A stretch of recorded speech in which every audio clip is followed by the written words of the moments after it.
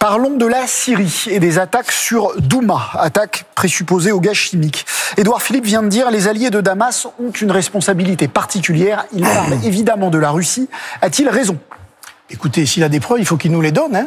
Là encore, nous sommes la représentation nationale, nous avons des droits, et notamment le droit de savoir la vérité sur ce qui s'est passé. Alors soit il le sait, il doit le dire aux députés, soit il ne le sait pas. C'est une supposition, c'est pas une preuve, et à ce moment-là, il faut faire pression à l'échelle internationale pour connaître la vérité sur ce bombardement. La communauté internationale veut rassembler une commission pour avoir ces preuves. Si ces preuves sont rassemblées de l'utilisation de gaz chimique par la Syrie, il y aura manifestement une riposte occidentale et française. Est-ce que vous la soutiendriez ? Je pense que cette riposte, c'est l'aventure, car nous rentrerions dans un conflit avec la Russie, avec l'armée russe. Vous croyez que les Français veulent aujourd'hui un conflit ? Là, ça serait un conflit avec Bachar el-Assad. Non, pas Bachar el-Assad, c'est l'armée russe qui est sur le terrain avec Bachar el-Assad. Ah ben vous l'admettez. Il y était...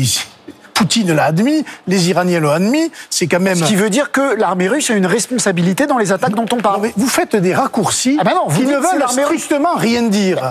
Je vous dis que si demain vous allez en conflit contre M. Bachar el-Assad, vous allez avoir les Russes contre vous. Est-ce que c'est ce que nous voulons ? Je pense qu'il y a d'autres moyens, notamment par la négociation, par la pression, encore une fois, à l'échelle internationale, en sachant une chose dans ces conflits, c'est qu'on nous a fait quand même le coup une fois de la fameuse, vous savez, ampoule qui soi-disant était la preuve des armes bactériologiques de Saddam Hussein. Les États-Unis ont fait une guerre illégale qui a coûté la vie à des centaines de milliers de morts. Donc moi, en la matière, je reste prudent parce que je me rends compte que sur cette scène internationale, il y a aussi beaucoup de manipulation des opinions. Et tant qu'on n'a pas la preuve réelle et certaine, attention, restons prudents.